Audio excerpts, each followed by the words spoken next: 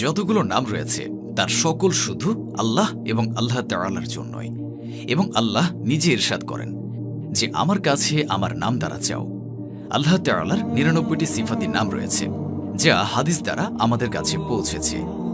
এছাড়াও আল্লাহ তাআলার কতগুলো নাম রয়েছে তা আল্লাহ তাআলার ইলমে রয়েছে, কারণ আল্লাহর সিফাতি নাম অগণিত যা মানুষ বর্ণনা করতে পারবে না। আজকে আমরা আপনাদের আল্লাহ রাব্বুল আলামিনের দুটি নামের একটি আমল বলতে চলেছি। এই আমলটি করে আপনারা আপনাদের সকল ইচ্ছা পূরণ করতে পারবেন, কেননা এটি আল্লাহ তাআলার সিফাতি নামের আমল, যার দ্বারা আল্লাহ তাআলা অনেক খুশি হয়ে যান। এই জন্য আপনাদের যে ইচ্ছে থাকুক না কেন, আপনারা এই আমলটি সেই ইচ্ছা পূরণের জন্য করুন। আপনারা দুঃখী হবেন না। এই আমলটি আল্লাহ তাআলার কোন কোন নামের আমল এবং এই আমলটি আপনারা কিভাবে করবেন এর সম্বন্ধে জানার জন্য আপনাদের কাছে অনুরোধ, ভিডিওটি শেষ পর্যন্ত দেখুন। এবং আপনারা যদি আমাদের ভিডিওটি প্রথমবার দেখে থাকেন তাহলে অবশ্যই ভিডিওটিতে একটি লাইক দিন এবং চ্যানেলটিকে সাবস্ক্রাইব করে দেবেন। সকল প্রশংসা আল্লাহ তাআলার জন্য এবং তিনি সকল সিফাতের মালিক। যতগুলো সিফাত রয়েছে তার সবই আল্লাহ তাআলার, এবং যে সিফাত মানুষের হয়েছে এবং বাকি মাখলুকাতের রয়েছে সেগুলো আল্লাহর দান। আল্লাহ হলেন বাদশাহের বাদশাহ, বাকি সকল মাখলুক আল্লাহর বান্দা। আল্লাহ হচ্ছেন দাতা এবং বাকি সব হচ্ছে ফকির। আল্লাহ তাআলা যেটা চান যেমনটা চান করতে পারেন। সকল জগৎ তারই কবজায় এবং কুদরতে রয়েছে। আল্লাহ তাআলার খাজান অগণিত, তার কুদরত অগণিত। এজন্য আমাদের উচিত আমাদের সকল ইচ্ছা আল্লাহ তাআলার কাছে চাওয়া এবং সকল সমস্যার মধ্যে আল্লাহ তাআলাকে ডাকা।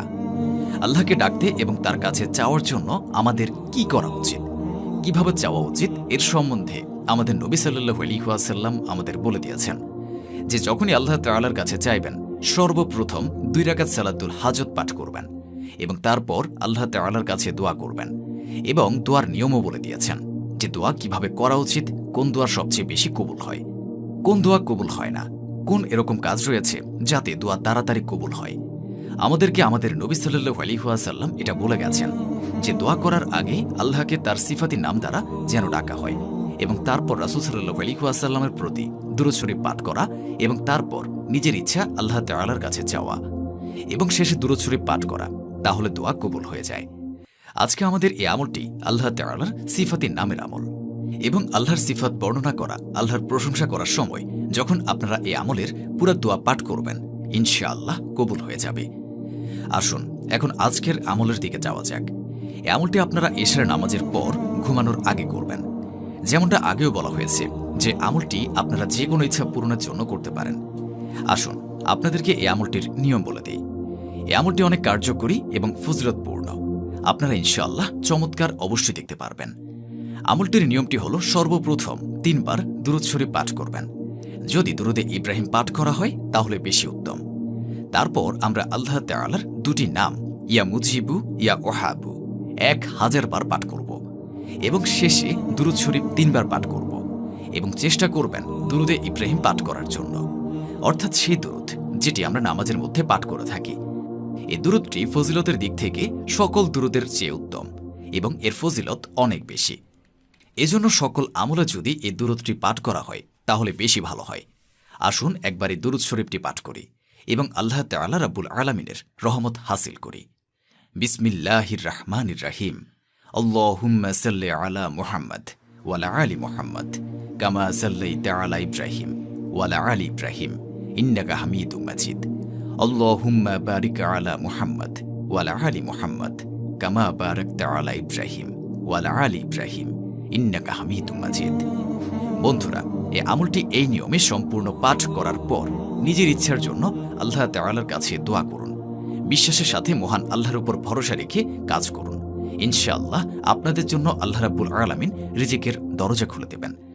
যত ইচ্ছা থাকুক না কেন তা অবশ্যই পূরণ হবে এবং আপনি নিজেই অবাক হবেন যে আল্লাহর রহমত আপনার উপর কিভাবে চলে এসেছে। এবং এই আমল দ্বারা ইনশাআল্লাহ আপনাদের রিজিকের সমস্যা দূর হয়ে যাবে।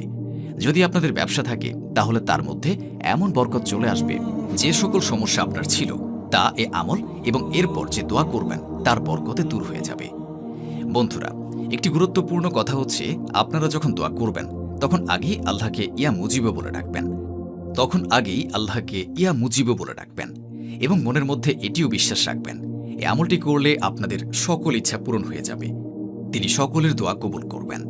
এই বিশ্বাসে এ আমলটি করবেন, তাতে ইনশাআল্লাহ আপনাদের দোয়া কবুল হয়ে যাবে। মনে রাখবেন, যখন আল্লাহ তাআলাকে তার সিফাতি নাম দ্বারা ডাকা হয় তখন তিনি সাড়া দিয়ে থাকেন। বন্ধুরা, আপনাদেরকে আল্লাহর সিফাতির নাম ইয়া ওয়াহাবু এর কিছু ফজিলত সম্পর্কে বলে দিই। যদি কোনো ব্যক্তি বাসায় ৩০০ বার এই নাম পাঠ করে তাহলে কিছুদিনের মধ্যেই তার সমস্যা দূর হয়ে যাবে। যদি কোনো ব্যক্তির সম্মুখে কোনো জটিল সমস্যা উপস্থিত হয় তাহলে ঠিক রাত্রি দ্বীপ্রহরে মসজিদে কিংবা ঘরের বারান্দায় কেবলামুখী হয়ে ৩টা সিজদা করবেন। পুনরায় সিজদা হতে মস্তক উত্তোলন করে ১০০ বার ইয়া ওয়াহাবু পাঠ করবেন। ইনশাআল্লাহ তার মাকসুদ পূর্ণ হবে। অভাব অনটনে অধিক পরিমাণে পাঠ করলে আল্লাহ তাআলা তাকে গায়বী হাতে রিজিক দান করবেন। যদি কোনো ব্যক্তি প্রত্যহ চাশতের নামাজের পর ২১ বার এই ইসমে মুবারক পাঠ করে এবং নামাজের পর সিজদায় গিয়ে ১০৪ বার ইয়া ওয়াহাবু পাঠ করে, প্রতি মাসে ৭ দিন যদি এ আমল করে, আল্লাহর ফজিলতে কখনো অভাব অনটনের অভিযোগ হবে না। এবং এই আমলটি যদি কোনো ব্যক্তি ৪০ দিন করে নেয় তাহলে আল্লাহ তাআলা সে ব্যক্তিকে সকল সমস্যা দূর করে দেবেন। যে ব্যক্তি ফজরের নামাজের পর ইয়া ওয়াহাবু ৩০০ বার পাঠ করবে, আল্লাহ তাআলা তার উপর রিজিকের দরজা খুলে দেবেন এবং তাকে এত রিজিক দান করবেন যে সে তা সামলাতে পারবে না। রেওয়াতে আছে, হযরত সুলাইমান আলাইহিসসালাম একবার মোনাজাত করলেন এবং আল্লাহকে জিজ্ঞাসা করলেন, ইয়া আল্লাহ, আমি আপনার কাছে কিভাবে চাইব যাতে আমার সকল দোয়া কবুল হয়? আল্লাহ তাআলা বলেন, সেই নামে ডাকবে যে নামে ডাকলি যে ব্যক্তি চায় তাকে অগণিতভাবে দান করে। হযরত সুলাইমান আলাইহিসসালাম বললেন, সেটি কোন নাম? তখন আল্লাহ তাআলা ওনার নাম ইয়া ওয়াহাবু বললেন। তখন থেকে হযরত সুলাইমান আলাইহিসসালাম এই নামের জিকির করতে শুরু করেন এবং এরপর তিনি বাদশা হয়েছেন। বন্ধুরা, অবশ্যই ৫ ওয়াক্ত নামাজ আদায় করবেন। নামাজ ফরজ এবং নামাজের কোনো মাফ নেই এবং নামাজ ছাড়া কোনো আমল কবুল হয় না। তাই অবশ্যই ৫ ওয়াক্ত নামাজ পড়বেন। আল্লাহ তাআলার কাছে এটাই দোয়া যে তিনি যেন আমাদের দ্বীনের জ্ঞান দান করেন এবং সে মোতাবেক জীবনযাপন করার তৌফিক দান করেন। আমিন।